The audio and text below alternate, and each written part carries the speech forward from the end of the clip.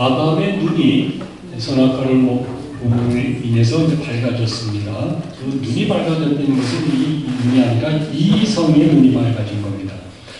아담의 그 이성이 밝아진 이후부터 사람들은 누구를 생각하지 않고 무엇에 집착하게 됩니다.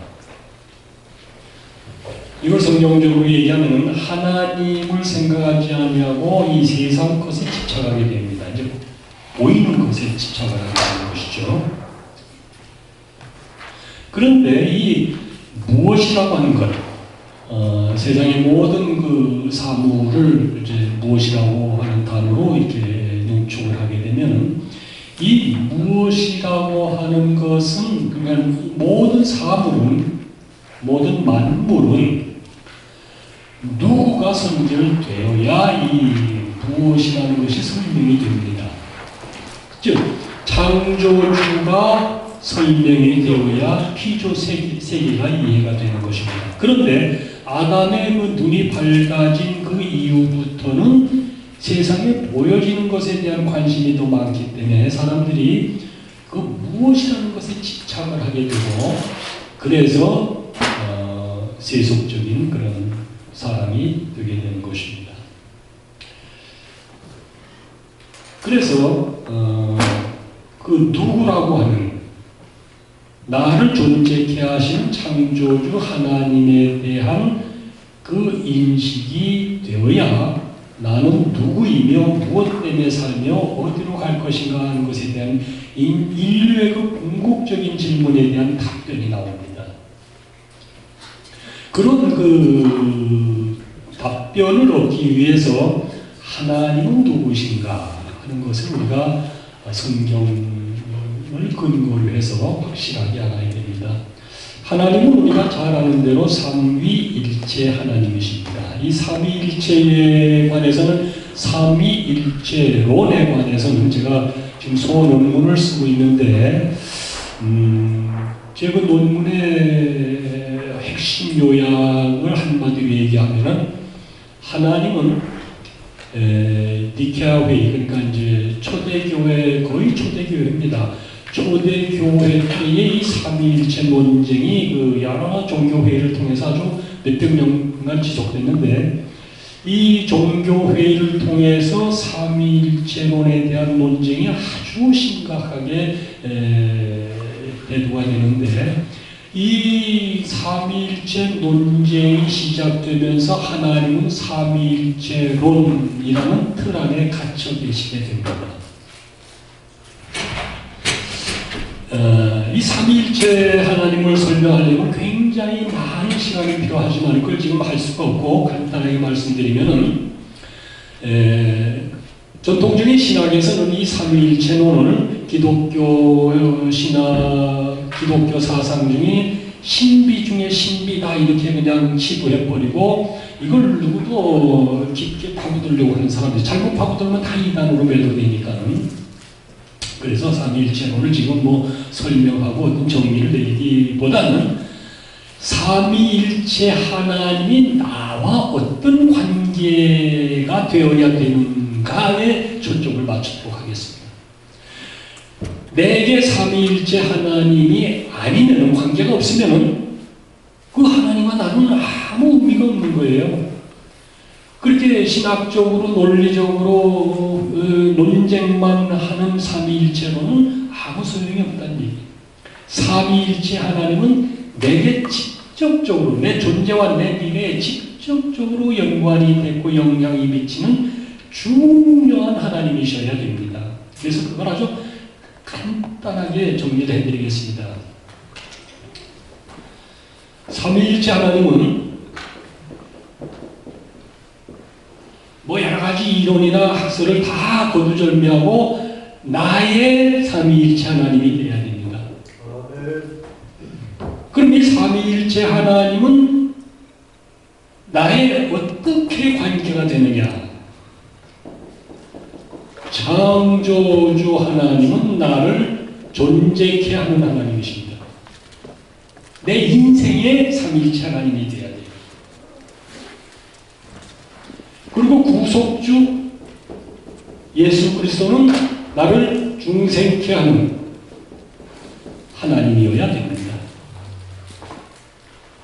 그리고 성령 하나님, 나를 영생케 하는 하나님이어야 된다. 이러한 사람만이 영생의 삶을 살 수가 있는 겁니다. 삼위일체를 이렇게 내게 직접 관계되는 하나님으로 인식을 해야 그 하나님이 살아계시고 역사하시는 하나님이 되는 것이지, 뭐 신비 중에 신비다, 뭐 삼위일체론이 양태론이다, 무슨 뭐 삼신론이다, 이런 논쟁을 해봐야 그럼 끝이 없습니다. 초대교회에서부터 지금까지도 그 논쟁은 계속되고 있으니까는 그 논쟁을 다시 계속해서 반복할 필요가 없다. 어쨌든 하나님은 나의 창조와 나의 구속과 나의 영생의 하나님이시다 하는 것을 인식하시고, 근본적으로 이 삼위일체 하나님은 나를 존재케 하시고 중생케 하시고 영생케 하시는 그 동력이 뭐냐, 힘이 뭐냐, 하나님의 사랑이다 이런 얘기예요. 하나님은 사랑이시니 하나님이 그 사랑이기 때문에 그 사랑의 파워로 나를 존재케 하시고 중생케 하시고 영생케 하신다, 그렇게 인식을 하시고, 그 하나님께서 창조와 나의 구원과 나의 영생의 하나님이에요. 그 하나님께서 하나님의 형상과 모양으로 나타나셔서 임마누엘 하신 하나님. 임마누엘은 성경에 번역까지 했지 않습니까? 하나님이 우리와 함께 하신다고. 우리라는 3인칭을 빼고 1인칭을 하죠. 여러분 성경을 읽을 때 3인칭으로 읽지 마시고 1인칭으로 읽으세요. 그래야 하나님이 내게 하신 말씀이 됩니다. 하나님이 나와 함께 하십니다. 임마누엘은 우리와 함께 하심이라는 그 비상적인 3인칭을 쓰지 마시고 하나님은 나와 함께 하시기 위해서 임마누엘 하셨다. 그 하나님이 바로 예수 그리스도다. 로고스 하나님이시다. 예, 로고스 하나님이시다. 말씀이 육신이 됐다. 그 말씀은 안에 생명이 있었다. 그 말씀이 곧 빛이다. 그래서 창세기에 얘기가 길어진다고 시작하게 됩니다. 하나님이 천지를 창조하실 때 제일 첫째 날 빛을 만드신 것이 이 발광체가 아니란 말이에요. 영생의 생명의 빛이란 말이에요. 이거 요한복음에 그게 설명이 되어 있지 않습니까? 예. 그 로고스 하나님이 바로 말씀이고, 말씀이 육신이 되셨죠. 그 말씀이 바로 하나님이시다. 이거 요한복음에 설명이 잘 되어 있지 않습니까? 그 하나님께서 나를 구원으로 이끄신다. 이 구원의 서정으로 나를 이끄시는 것이죠. 그래서 이 구원은 이루어 나가는 것이지, 이 땅에 존재할 때는 구원의 완성이 없습니다. 구원의 완성은 하나님이 우리를 영생으로 받아들이실 때 거기에서 구원이 완성되는 것이. 그래서 구원을 이루라고 했잖아요. 이 구원의 과정에서 우리가 필요한 것은 그리스도의 형상과 모양을 장성 분량에 이르기까지 성숙시켜 나가는 그 과정이 필요한 것이고, 그 과정에서 견인의 믿음이 필요한 거예요. 견인. 이 불법 주자 끌고 가는 그런 견인이 아니라 견인불발이라는 한자 쓰고 약자인데, 이 견인이라고 하는 것은 승리를 쟁취하는 인내라고 해석을 하면 됩니다. 이렇게 하나님께서는 우리를 구원으로 인도하시기 위해서 말씀이 육신에서 로고스로 오셨는데, 그 하나님이 우리를 구원으로 인도하시는 과정에서 그리스도의 장성한 분량에 이르기까지 우리가 성숙해야 되는데, 그 과정에서 믿음과 행함에 대한 이런 요소가 우리 신앙의 과정에서 꼭 필요한 것입니다. 이게 균형이 필요한 거예요. 어느 쪽에도 치우치지 않는 믿음도 그렇고 행함. 믿음이 있으면 믿음이 있는 것만큼 또 그 열매가 나타나야 돼요. 이게 언밸런스하게 되면 그 믿음이 좀 문제가 있는 믿음이죠. 이게 항상 어리면 어린 대로 그 균형이 있어야 되고, 장성한 분량에 성숙했으면 성숙한 그 성숙도에 따른 균형이 있어야 됩니다. 이게 이제 한국의 기독교 안에서 이런 부분이 좀 교육이 미흡한 것이죠. 이렇게 믿음의 균형을 이루어 나가는 성숙도에 따라서 하나님께서 이 시대에 우리에게 위임하신 시대적인 사명이 있어요. 그걸 대위임명령이라고 합니다. 그래서 바울 사도가 얘기했듯이 너희는 하나님의 동력자들입니다. 우리는 사역적인 면에서 하나님과 파트너예요.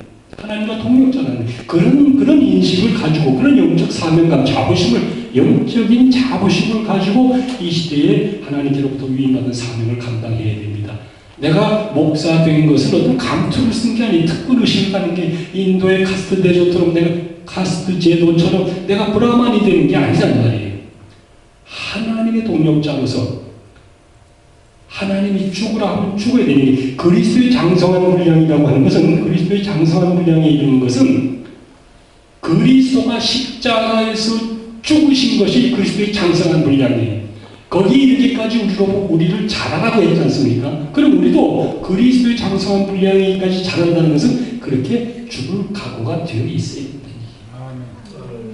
그런 사명을 감당하기 위해서 믿음의 성숙도에 따라서 우리 각자에게 하나님께서는 위임하신 명령이 있는데 그것이 신학적으로 문화명령과 복음명령으로 구분됩니다만은 그런 거 세세한 거는 아직 나중에 시간 있을 때 얘기하고 이 우리 한민족에게 그리고 한민족에 속해 있는 우리 각자에게 하나님께서 주신 대위임명령이 뭐냐? 그것이 아까도 말씀드린 대로 시대적으로 우리가 영적인 한류 열풍을 일으켜 나가는 것이다. 그걸 위해서 일반 세속문화가 한류 열풍으로 길을 다 닦아놨지 않습니까? 이렇게 해서 이 영적 한류 열풍을 감당하기 위해서 우리에게 주신 이 대위임 명령의 사명을 감당할 수 있기 위해서는 뭐가 필요하느냐? 아까도 말씀드린 대로 이제는 IQ 시대가 아니에요. EQ 시대도 지났습니다. 이제는 SQ 시대입니다. 우리가 사는 이 시대는 SQ 시대예요. 영적 지수.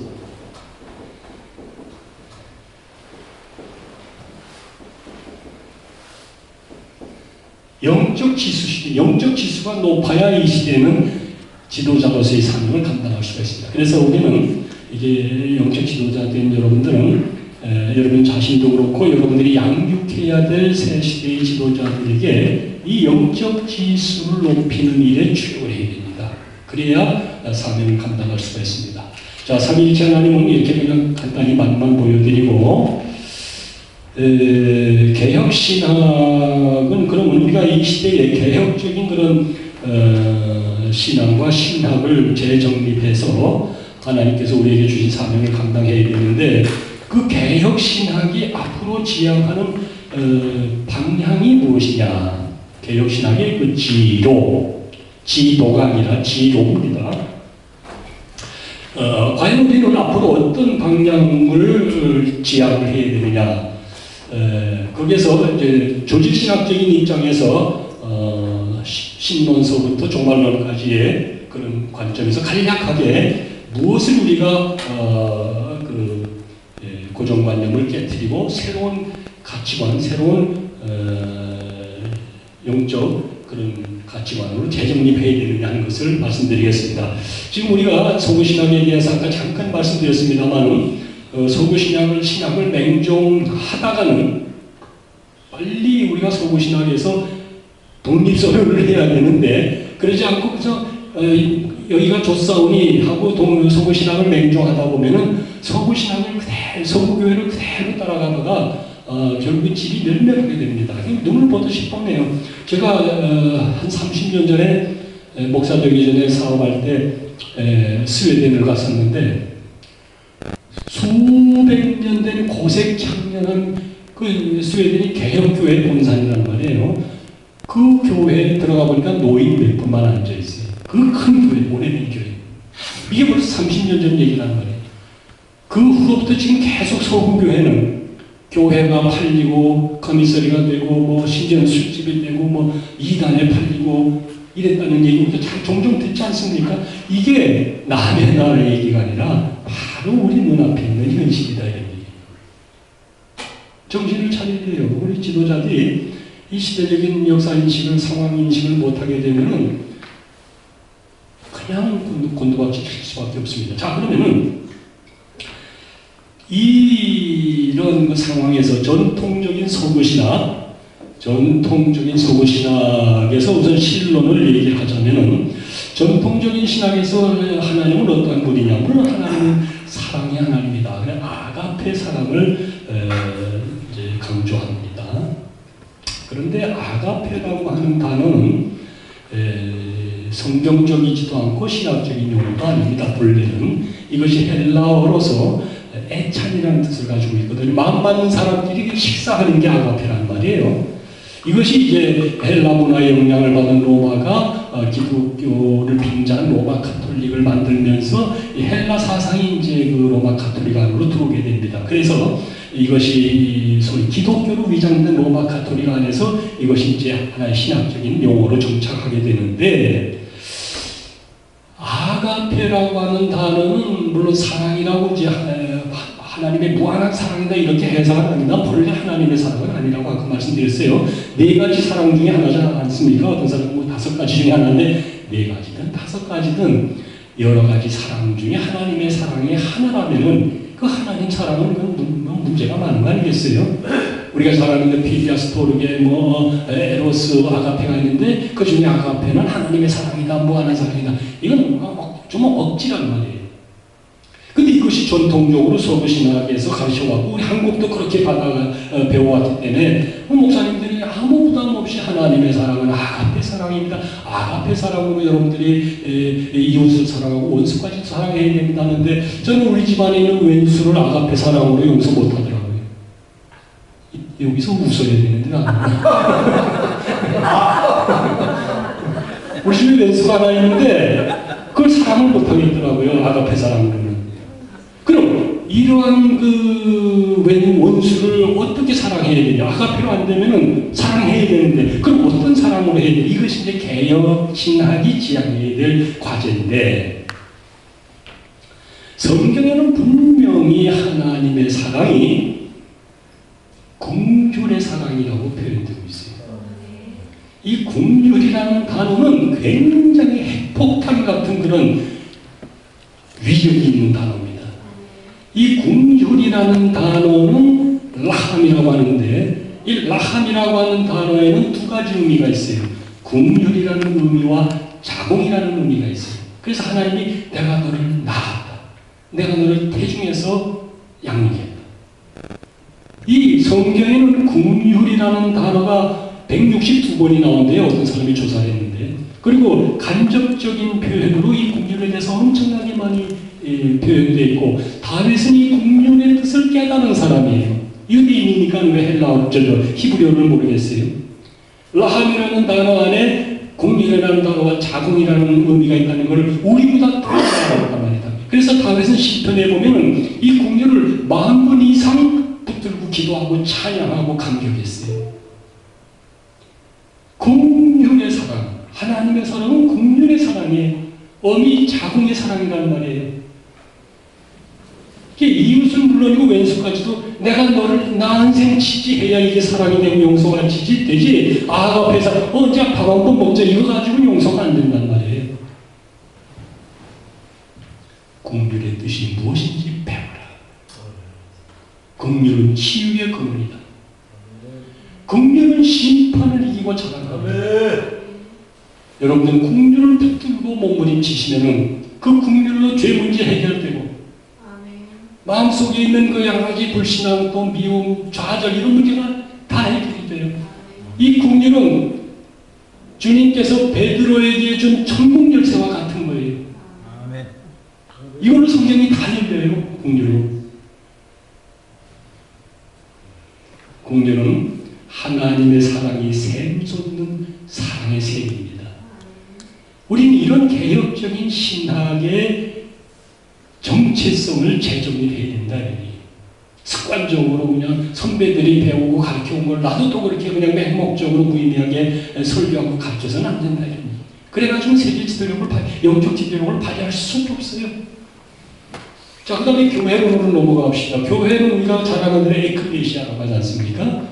근데 에클레시아라는 것은 본래 히브리 말로 화할이에요. 화할. 그건 불렀다 뜻이에요. 불렀다, 불러내다 이런 뜻이란 말이에요. 이것이 이제 에클레시아로 된 것은 이제 그 불러냈다라는 뜻에서 여러 가지로 이제 헬라적으로 번역을 하다 보니까는 에클레시아가 됐는데, 이 에클레시아라고 하는 그 단어의 의미를 살펴보면은 이 calm structure, 그러니까 불러들이는 그런 구조를 가지고 있어요. 그러니까 교회 성장의 빛을 보는 거예요. 불러들이는 거예요. 끌어모으는 거예요. 저희 방어선으로 막 끌어들이는. 대형 교회는 버스를 수십 대 굴리면서 이쪽에서 서울 이쪽에서 서울 저까지 지방까지도 가서 훑어오는 거예요. 그 calm structure니까. 긁어모으기의 구조니까 에클레시아는. 그러니까 교회를 자꾸 크게 져야 돼요. 교회를 크게 짓다 보니까 비만병에 걸리는 겁니다. 성인병이. 현대교회가 성인병에 걸려있어요. 고혈압에 걸려있어요. 저는 그 정도가 아니라 한국교회는 문둥병에 걸렸다고 얘기합니다. 아픈 줄은 모르고 신경까지 죽었으니까.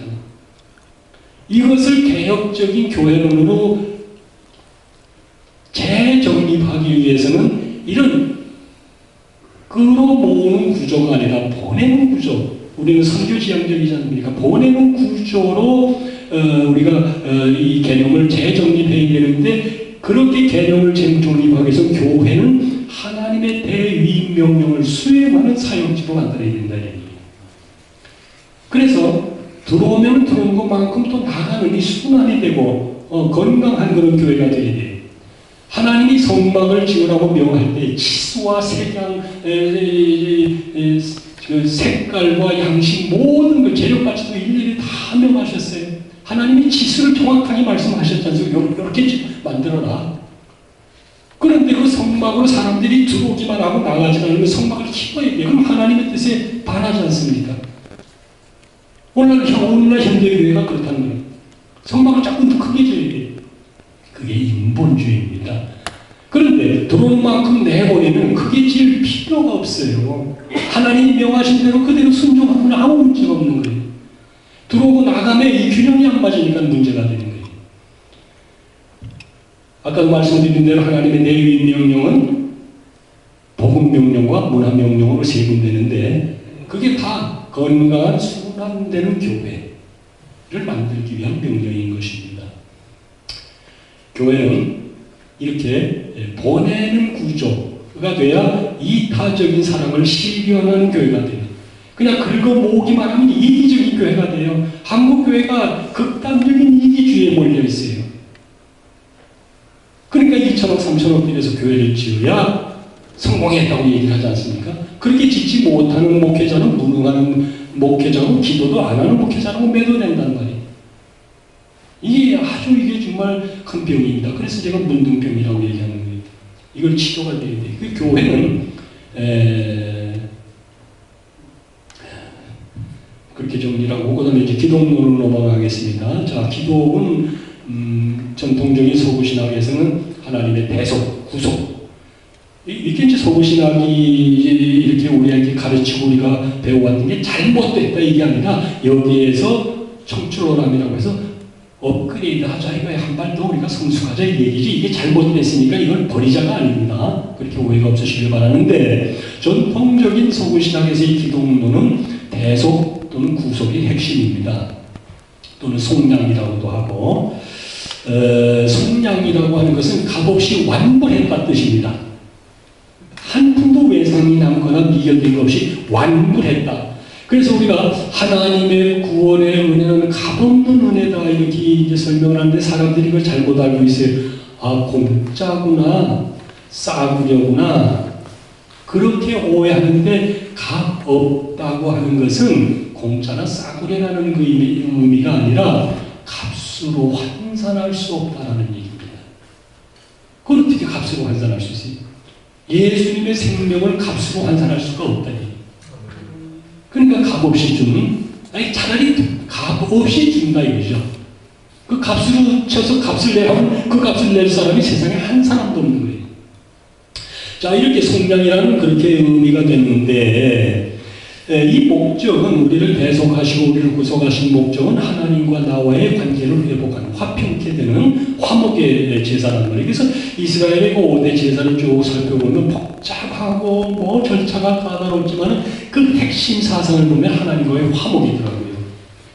예배도 마찬가지입니다. 예배는 그냥 주일날 와서 하나님 나 왔어요 하고 얼굴 도장 찍고 액땜 신앙하는 게 예배가 아니라 하나님과의 관계를 회복하는 겁니다. 그것이 예배거든요. 구약의 그게 제사고.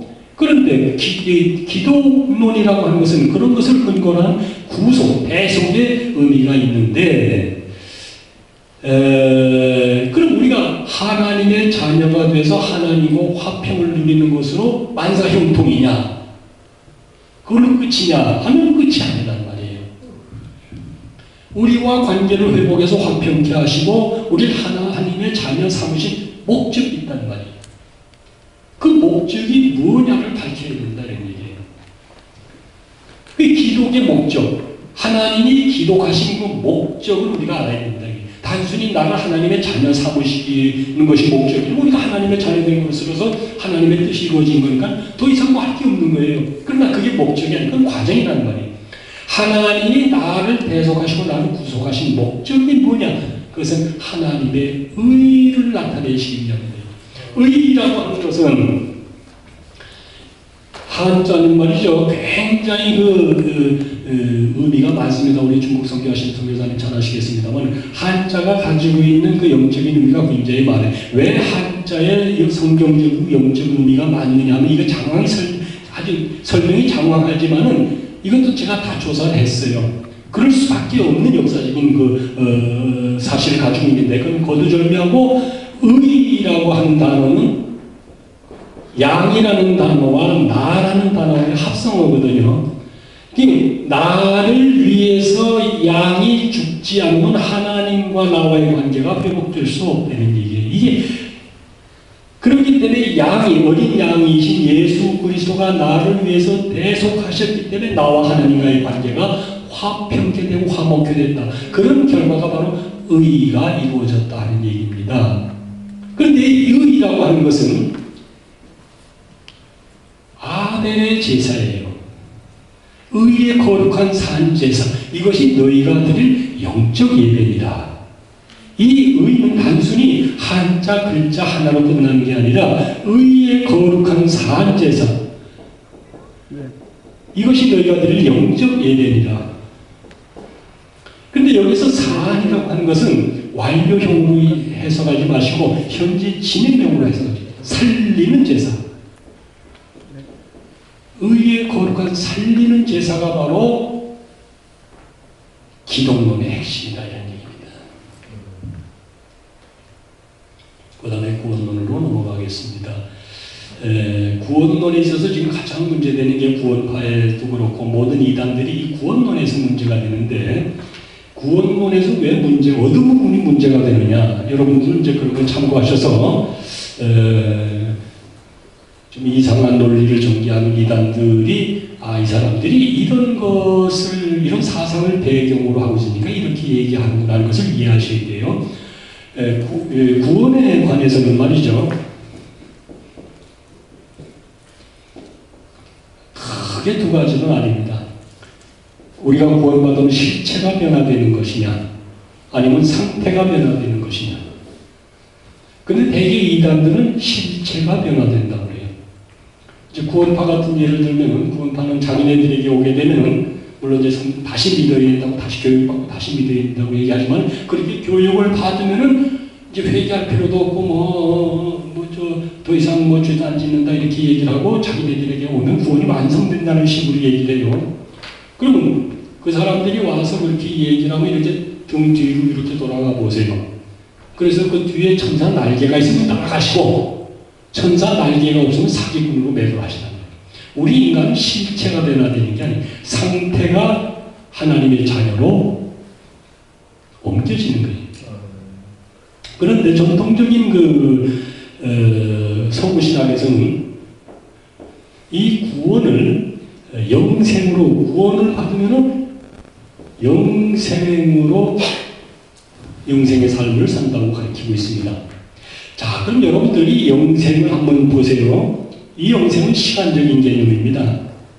이 영생의 삶을 살려면은 죽어야 돼요.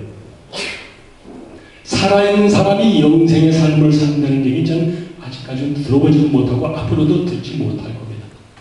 사람이 영생을 하려면 일단 죽어야 돼요.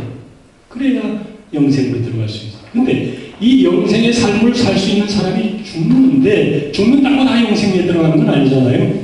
예수 그리스도로 말미암아 구원받은 사람이, 이 구원받은 사람이 하나님이 부르실 때에 이 땅에서의 생명을 정리할 때에 영생에 들어간다고 그렇게 배워와 우리도 가르치고 설교합니다. 자, 그러면 이렇게 정리해 봅시다. 아주머니, 예수 믿고 구원받아서 천국에 가서 영생하세요. 우린 그렇게 전도하잖아요.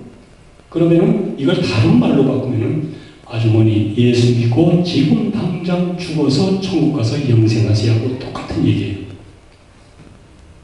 논리적으로 그렇지 않습니까? 아까 이 영생은 죽어야 시작되는 삶이라고 얘기를 했잖아요. 이 영생의 삶을 들어가려면 죽어야 된단 말이에요. 근데 아주머니 예수 믿고 구원받아서 영생에 가서 하면 구원의 확신을 가진 즉시 죽으라는 얘기하고 똑같은 얘기예요. 그런데 살아있단 말이에요. 지금 이 살아있는 게 중요하거든요. 하나님은 산자의 하나님이십니다. 왜 살게 하시느냐? 아까 말씀드린 대로 이 땅 위에서 하나님의 나라의 뜻을 이루는 대위 명령을 수행하는 동력자로 삼으시기 위해서 우리를 하나님이 부르실 때까지 살게 하시는 거예요. 이러한 삶을 사는 하나님과 그리스도와 동행하는 삶, 임마누엘 하나님과 동행하는 삶이 바로 영생이란 말이에요. 이러한 영생의 삶을 사는 이 사람만이 자격을 얻어서 하나님 부르실 때 영생으로 들어갈 수가 있는 거예요. 그런데 예수 그리스도로 말미암지 않는 인생이 있어요. 인생은 이렇게 예수 그리스도로 말미암는 인생이 있고 예수를 믿지 않고 구원받지 못하는 인생도 있단 말이에요. 그러한 인생들은 이 구원이 없기 때문에 어떻게 가느냐 하면 영벌로 갑니다. 이 성경에 다 기록되어 있고 우리가 아는 구원의 장치가 없기 때문에, 구원의 방편이 없기 때문에 예수를 믿지 않고 구원받지 못한 영혼들은 다 영벌에 이르게 되어 있단 말이에요. 이러한 사람들도 물론 인생이 있죠. 그러나 인생은 이 사람들은 하나님과 동행하지 못하기 때문에 영생의 삶이 없는 거예요. 죽으면 곧바로 그냥 영벌로 가게 되어 있는 겁니다. 자, 그렇기 때문에 우리가 예수 믿고 구원받아서 천국에 가서 영생하세요 하고 그렇게 얘기하기보다는 예수 믿고 구원받아서 주님이 부르실 때까지 주님과 동행하시면서 주님의 뜻을 이루다가 주님이 부르실 때 천국 가서 영생하세요 하고 틀린 얘기가 아니라 이런 그 얘기를 빼고 구원받고 천국 가서 영생하세요 하면 오해 소지가 있다 이런 얘기예요. 그래서 전통적으로 서구신학은 영생을 이 시간적인 개념 이거를 설명하면 얘기가 김난 플라톤 때문에 이제 이런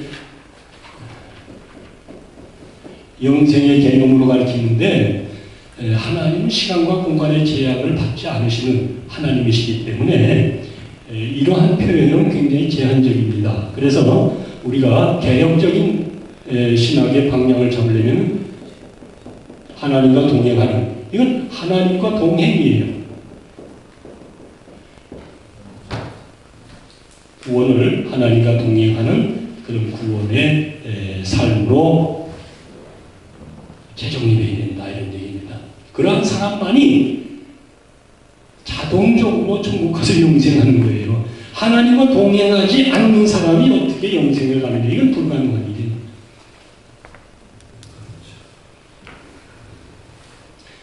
요한복음 17장 3절 영생은 곧 유일하신 참 하나님과 그의 보내신 자 예수 그리스도를 아는 것이다. 여기에서 아는 것이 중요합니다. 아는 것이 그럼 어떻게 아는 것이 진정으로 아는 것이냐. 그래서 제가 이렇게 비유를 듭니다. 제가 박근혜 대통령을 좀 압니다. 아는데도 박근혜 대통령을 내가 좀 아는데도 불구하고 아직 빛을 보지 못했어요. 그 이유가 있죠. 박근혜 대통령이 나를 몰라. 나만 박근혜 대통령을 아는 거예요. 텔레비에 나타나고 뉴스에 나타나고 하니까 알지. 그건 아는 게 아니에요. 안다고 하는 것은 동행이에요. 동고동락해야 안다고 할 수가 있어요. 그러니까 예수님께서는 내가 너를 도무지 모른다고 하지 않습니까? 동행하지 않는데 어떻게 알 수가 있습니까? 그러니까 영생이라고 하는 것은 이 영생도 그렇고 이 영생도 그렇고 이 영생에 갈 수 있는 사람은 하나님과 동행하는 사람만이 영생에 갈 수 있다는 것을 확실히 아시기 바랍니다. 이 문제가 잘 해결되지 않기 때문에 여기에서 이게 잘 해결되지 않기 때문에 여기에서 여러 가지 합리주의라든가 운명론이라든가 이성주의라든가 아니면 세속주의로 이걸 어떻게 해결해 보려고 하는데 해결이 안 되죠. 그런 거 가지고. 그 다음에 인간론으로 넘어갑니다. 인간론은 전통적인 서구신학에서는 인간은 죄인이다. 죄인이 아니라는 얘기가 아닙니다. 그거보다 우리가 한 단계 더 업그레이드 하자 이겁니다. 서구신학에서 인간은 죄인이에요. 이 죄라는 단어도 참 재밌어요. 한자가.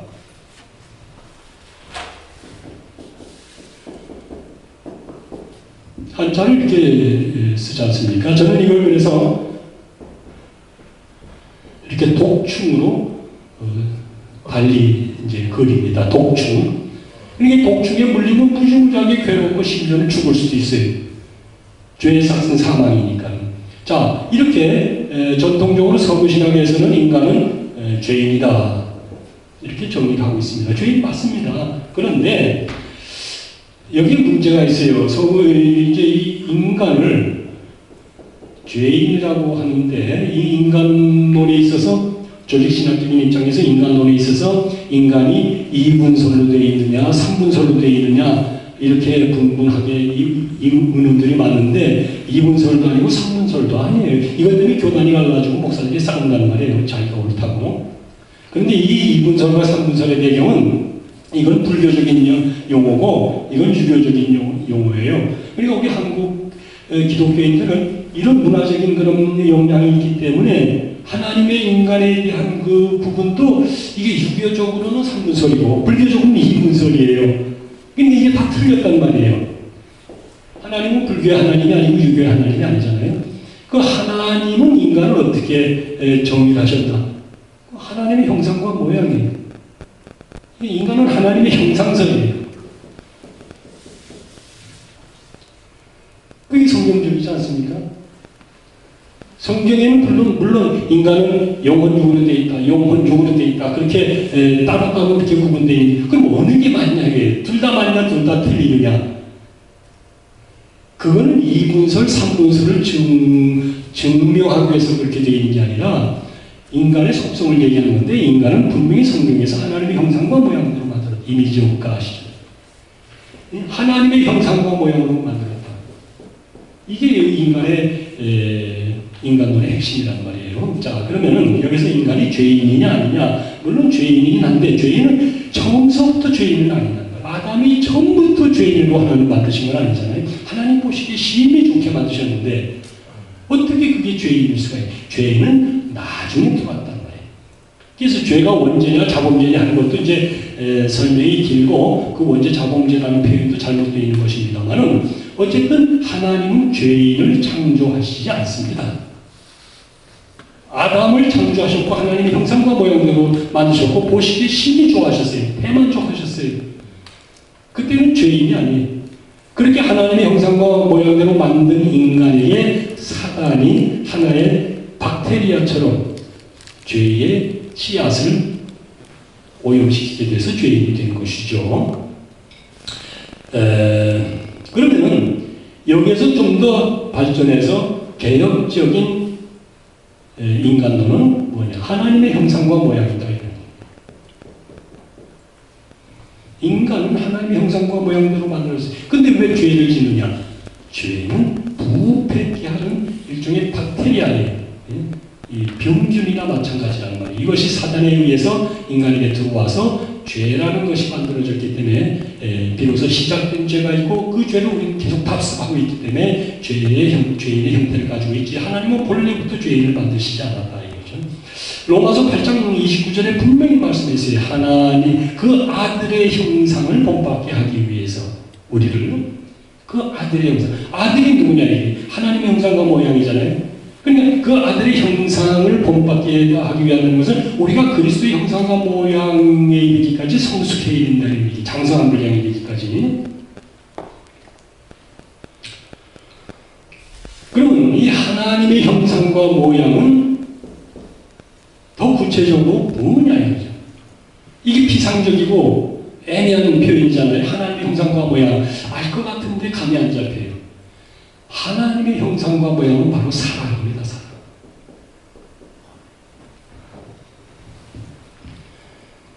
자, 시간이 없으니까 종말론으로 넘어갑니다. 종말론은 역사적인 종말론을 가르쳐요. 전통적인 우리 소그신학에서는 역사적인 종말론 그리고 뭐 시간적인 종말론이라고 해도 괜찮은데 이 역사적인 종말론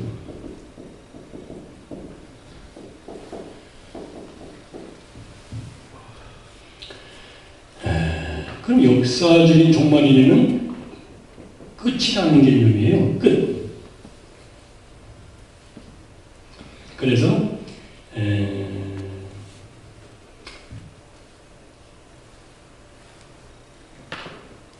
언제 주님이 재림해서 이 세상이 끝날 것인가 그걸 성경을 뒤져서 계산해가지고 뭐 몇 년도 몇 며칠에 오신다 이렇게 주장하는 사람들이 이제 많은 이단들이 나타나는데 그 사람들이 종말을 예언했다가 주님이 재림하시지 않으니까 주님이 재림을 연기하셨다 그렇게 몇 번을 이제 번복하다가 결국에는 주님이 무기 연기하셨다 그것이 이제 여호와의 증인 몰봉제 다 안식도 다 마찬가지입니다.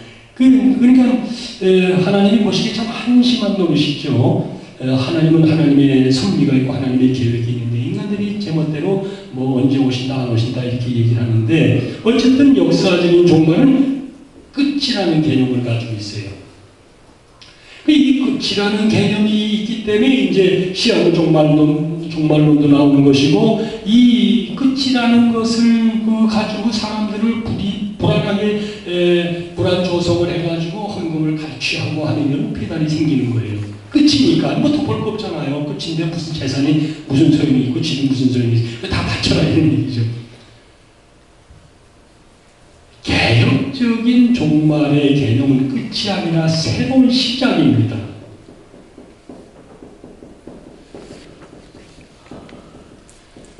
이 새로운 시작을 위해서 지금 살아있을 때 준비하는 것이 바로 종말에 사는 우리 기독교인들이 해야 될 일인 것입니다. 종말은 새로운 시작이고 이 새로운 시작이 되면서 새하늘과 새 땅이 완성되면 그것이 본향이 되는 거예요. 본향. 이 본향이 천국일 수도 있고 에덴일 수도 있고 뭐 여러 가지가 있을 수 있겠습니다만 어쨌든 하나님이 새롭게 예비하신 새하늘과 새 땅이다. 종말은 끝나는 게 아니라 새롭게 시작되는 것이다. 이런 개념을 가져야 지금 살아있을 때 주님과 동행하는 이 영생의 삶을 위해서 하나님과 동행할 수가 있는 것입니다. 우리가 사는 것은 우리가 태어나는 순간부터 주님이 부르실 때까지 끊임없이 지속되는 영적인 프로세스예요. 영적인 철로 영적이란 말이에요. 그냥 어느 날 끝나서 뭐 다 뭐 흐지부지 되는 것이 아니라 그런 그 과정을 통해서 새롭게 시작하는 것이 종말입니다. 자, 성령론은 넘어갑니다. 성령론은 또 전통적인 서구신학에서는 하나님의 영입니다. 뭐 하나님의 영이 아니라는 얘기가 아니라 거기에서 우리는 한 발 더 발전하자. 성령론은 전통적인 서구신학에서는 하나님의 영, 그래서 보혜사입니다. 도우시는 영 또는 권위자, 권면하고 위로하시는 분이다. 이렇게 이제 성경을 해석하죠. 이게 잘못된 게 아니에요. 맞는 얘기예요. 보혜사는 도우시는 분, 도움이라는 건 헬퍼, 권위자는 컴포터, 권위하고 도우시는 분이다. 물론 성령은 이런 사역을 하시죠. 그런데 여기서 우리가 중요한 것은 우리를 돕거나 권면하고 위로하고 나가네 이러한 도우시는 성령 하나님을 필요로 하는 분들이 있어요. 그분들은 어떤 분들이냐? 미숙한 사람들, 영적으로 초신자라든가 아직 믿음이 연약한 자들, 이분들은 도와줘야 돼요. 권면하고 위로해줘야 돼요. 그리스도의 장성한 분량이 이르기까지 자라게 해야 되지 않습니까? 그런 역할을 위해서 성령 하나님은 도울 때도 있고 권면하고 위로하실 때도 있는 거예요. 그런데 성숙한 사람에게 계속 이런 역할을 하실 수가 없잖아요. 예를 들어서 우리 아들이 있는데 이제 군대 갈 나이에요. 그러면은 이 군대 갈 나이가 됐으면 이 아들이 이제 당당하게 군대를 가야 되는데 아직도 이 요람에 누워가지고 젖병 물고 있고 기저귀 바꿔줘야 된다면 이건 큰 문제예요. 한국 교회의 문제가 병폐가 뭐냐? 신앙 연조가 길어가지고 집사, 권사, 장로는 됐는데 그 중에 목사도 들어갑니다. 근데 아직도 몸은 다 그렇게 컸는데 머리는 다 컸는데 아직도 젖병 물고 있고 요람에 누워있다면 이거 심각한 문제예요. 미숙한 것입니다. 영적 미숙, 영적 전능. 이것을 그리스도의 장성한 분량이 이렇게까지 자라게 해야 된단 말이에요. 그래서 개혁적인 성령론의 개념의 재정립은 하나님의 영 맞습니다. 하나님의 영 맞는데 아까도 말씀드린 대로 견인케 하시는 영이 되어야 돼요. 견인불발. 아까도 말씀드렸잖아요. 이 견인불발은 최후 승리할 때까지 도전하는 적극적인 인내를 얘기하는 겁니다. 한국교회 기독교인들이 이 부분이 취약해요. 그래서 금방 좌절하고 시험 들고 넘어지고 하는 게 바로 이제 미숙하기 때문에 그런데 우리 영적 지도자들은 하나님의 사람들을 그게 초신자들 뭐 장로들 목사들 하나님의 사람들을 이렇게 당당하게 최고 승리할 수 있는 건강하고 성숙한 사람으로 양육하는 책임이 있어요. 그래야 하나님의 동력자가 될 수가 있죠. 요람에 누워있는 사람 보고 지금 갓났어요. 1살, 2살 됐어요. 그래서 젖병 물고 기저귀 차고 있는 그 갓난아기 보고 야 너 거기 누워있지 말고 빨리 군대 가라 이러면 그 어머니는 정신병원 가야 돼요. 잘해야 됩니다. 잘하지 못하기 때문에 자꾸 기복신앙이 되는 거예요. 샤머니즘이 되는 거예요. 한국 기독교가 이렇게 무속신앙화된 것은 잘하지 않아서 그래요. 미숙해서 그렇습니다. 성숙한 사람이 하나님의 동력자가 될 수가 있습니다. 자, 이렇게 개혁적인 그 신학의 방향을 이렇게 잡아봤습니다. 서구신학의 문제점이 있습니다만 서구신학도 강점이 있어요. 거기에 비해서 또 약점도 있습니다. 우리가 이런 걸 잘 살펴봐서 강점은 살리고 약점은 보완해야 될 책임이 우리 한국 교회에 있는데 이런 부분에 대해서 너무 무관심한 것이 참 개인적으로 안타깝습니다. 한국 교회는 신학적인 이 개혁 신학적인 지도를 또는 영적 정체성을 어떻게 정립할 것인가 하는 것이 이 시대의 역사적인 사명입니다. 이 문제를 해결할 영적 개혁의 사역을 위해서 오늘 우리들은 이 시대에 하나님의 종으로 영적 지도자로 택함을 받은 것입니다.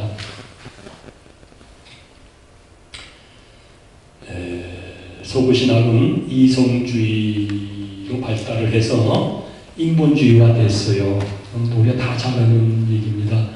근데 이걸 우리가 그대로 답습해서는 안 되고 시대적인 사명을 감당하려면 신본주의로 우리가 이 영적인 그 개념을 바꿔야 되는데 그것은 바로 성경을 근거로 한 신본주의로 신학과 신앙과 거기에 수반되는 모든 기독교적인 행위, 제도 뭐 이런 것도 신본주의로 바꿔야 됩니다. 그래야 우리 한국 교회가 하나님께서 원하시는 이 땅의 하나님의 나라와 뜻을 이루는 그 귀한 사역을 위해서 영적 한류 열풍을 끝까지 밀쳐나갈 수가 있습니다. 아까 이사랑 목사님도 말씀하셨습니다만 이 복음이 갈릴리 해변에서부터 서쪽으로 계속해서 지구 한 바퀴를 돌아서 지금 한국까지 왔는데 여기서 예루살렘까지 복음이 전달돼야 주님이 재림하신다고 말씀을 하셨는데 그러기 위해서는 이 한국에서 예루살렘까지 가기 위해서 벽이 한두 가지가 아니라 중국이라는 이 공산주의 사회주의가 있죠.